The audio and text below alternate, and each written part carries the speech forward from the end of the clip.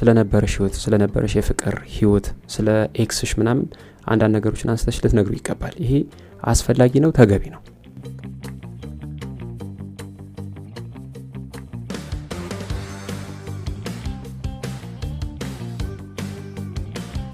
ማንም ሰው የፍቅር ህይወት ሲጀምር በተቻለው መጠን መክፈል ያለበትን ዋጋ ከፍሎ የፍቅር ህይወቱን አጽንቶ መሄድ አለብኝ በሚል እሳቤ ነው። ነገር ግን ደግሞ የተጀመረ የፍቅር ህይወት ሁሉ እስከ መጨረሻው ይቀጥላል ማለት ወይም ደግሞ መጨረሻው ያማር ይሆናል ማለት አይደለም። አሳም ፖይንት ነገሮች ሊበለሻሹ ይችላሉ። እንደዚህ ጋር ነገሮች ለመበለሻሸታቸው አንዳንድ ጊዜ አንቺ፣ አንዳንድ ጊዜ ደግሞ እሱ ተጠያቂ ሊሆን ይችላል። ወይም ደግሞ በዋናነት ተጠያቂነቱን አንዳችሁ ልትወስዱ ትችላላችሁ። ሰላም ወዳጆች፣ እንዴት ናችሁ? ይህ የመፍትሄ ቤት ነው። የመፍትሄ ቤት ፖድካስት አዘጋጅና አቅራቢ ጂ ነኝ። ሁላችሁም በያላችሁበት ሰላማችሁ ብዝት ይበል። በዛሬው ዝግጅታችን ወንዶች ቀርቦ ካዩሽ በኋላ እንዲሸሹ የሚያደርጉ ሴት ልጅ የምትሰራቸውን ስህተቶች እንመለከታለን። እንደተለመደው ሁላችሁም ቪዲዮን ላይክ፣ አዳዲሶች ቻናላችን ሰብስክራይብ በማድረግ እንጀምር። በተለይ አዲስ የፍቅርነት ላይ ስትሆኚ የፍቅር አጋር የሚናገራቸውን ነገሮች ምንነት ለማወቅ መሞከርና ሞቲቫቸውን መመርመር ተገቢ ነው፣ አስፈላጊ ነው። ነገር ግን ደግሞ የፍቅር አጋር የሚናገራቸውን ነገሮች በሙሉ እያነሱ ከዛ ውስጥ የሆነ ነገር ፈልፍሎ ለማውጣት መሞከር በፍጹም አስፈላጊ አይደለም። እንደዚህ አይነት ነገር ማድረግ አንደኛ ነገር አንቺን በጣም እንዳስፈሪ፣ በጣም እንዳስጨናቂ ሰው እንድትታሰብ ያደርግሻል። ሁለተኛ ነገር ደግሞ ይሄ አካሄድ፣ ይሄ አስተሳሰብ ወይም ደግሞ ይሄ ሁኔታሽ ለአእምሮዊ ጤናሽም ለስነ ልቦናሽም ጥሩ አይደለም። ለምሳሌ ከዚህ በፊት ከሚልክልሽ የጽሁፍ መልእክት አጠር አድርጎ መላክ ከጀመረ ወይም ደግሞ እንደ ድሮ በጣም ፈጣን የሚባል ምላሽ መስጠት ካልቻለ የፍቅር አጋርሽ ምናልባት ይህን ነገር ሆን ብሎ አስቦ ያላደረገው ነገር ሊሆን ይችላል። አንቺ ግን ለምን ብለሽ ለዛ ለምን ለሚለው ጥያቄሽ ምላሽ ካላገኘው ብለሽ ራስሽን የምታስጨንቂ ከሆነ በጣም ብዙ ችግር ነው በህይወትሽ የሚፈጠረው። ምናልባት ለምን ባልሹ ቁጥር ሊያስረዳሽ ይችላል፣ ሊሞክር ይችላል። ግን ደግሞ አንድ ቀን ሊሰለቸውና ማስረዳቱ ሊደክሙ ይችላል። ያኔ እዛው በጸበልሽ ሊልሽ ይችላል።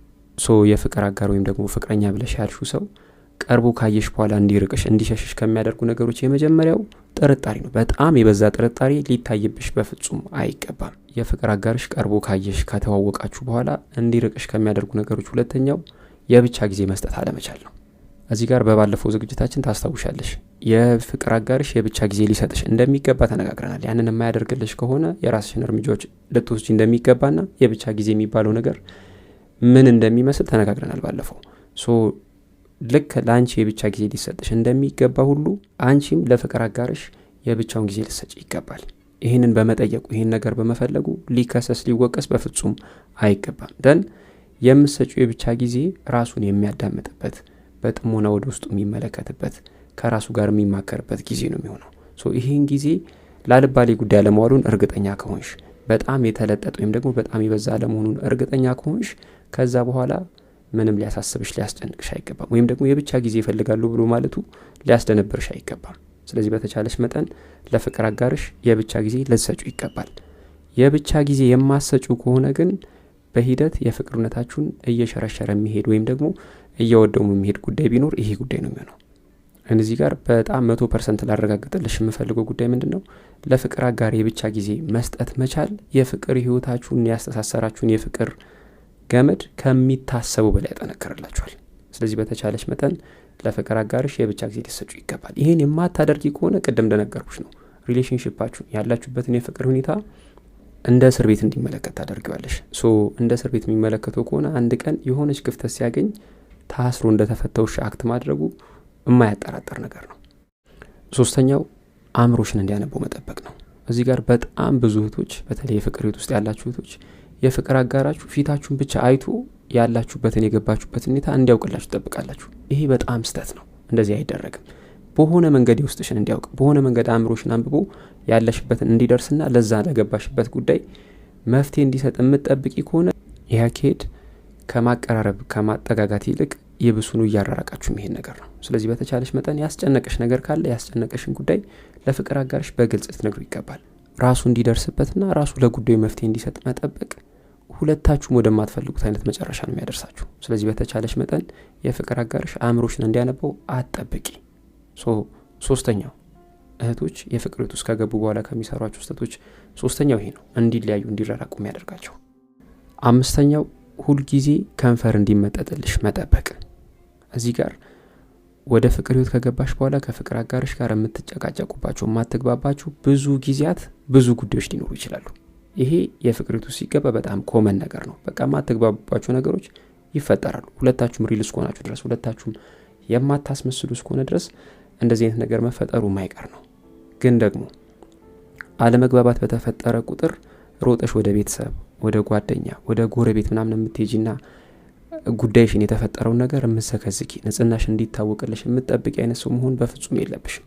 ከንፈር እንዲመጠጥልሽ የምትጠብቂ አይነት ሰው መሆን የለብሽም። እንደዛ የምታደርጊ ከሆነ ምን ይፈጠራል መሰለሽ? ምናልባት አንቺ ፊት ጓደኞቼ፣ ጎረቤቶቼ ምናምን ያልሻቸው ሰዎች ከንፈር ሊመጡ ሊያዝኑልሽ ምናምን ይችላሉ። ነገር ግን ካጠገባቸው ዞር እንዳልሽ ደገፍ ብሎ የሚስቁብሽና የሚያሽሟጥጡብሽ ከተቻለ የሚያሾሙሩብሽ የመጀመሪያዎቹ ሰዎች እነዛ ሰዎች ናቸው። ስለዚህ በተቻለሽ መጠን የፍቅር ህይወታችሁ ውስጥ ከፍቅር አጋርሽ ጋር አለመግባባት ሲያጋጥም በርን ዘግቶ በጓዳ ነገሮችን ሃንድል የማድረግ ልማድ ሊኖርሽ ይገባል። ይሄን የማታደርጊ ከሆነ ቀርቦ ያየሽ ሁሉ እስከ መጨረሻው አብሮሽ አይቀጥልም። ይሄን ልታቂ ይገባል። 6ኛው ችግሮችን ብቻ ከተመለከትሽ ነው። እዚህ ጋር አንድ ነገር ልንገርሽ። ከማንም ጋር ከምንም አይነት ሰው ጋር ወደ ፍቅር ህይወት ብትገቢ ከእንከን የጸዳ ሰው ልታገኛች ወይም ደግሞ ችግር የሌለበት ድክመት የሌለበት የሆነ ክፍተት የሌለበት ሰው በፍጹም አታገኝም። ለምሳሌሽ ስጋ ለባሽ ሆኖ ከእንከን የጸዳ ፐርፌክት የሆነ ፍጹም የሆነ ሰው በፍጹም እዚህ ምድር ላይ የለም። ስለዚህ ከማንም ከምንም አይነት ሰው ጋር ብትገቢ እዛ ሰው ላይ የሆነ አይነት ክፍተት የሆነ አይነት ድክመት ልታይት ይቻለሽ።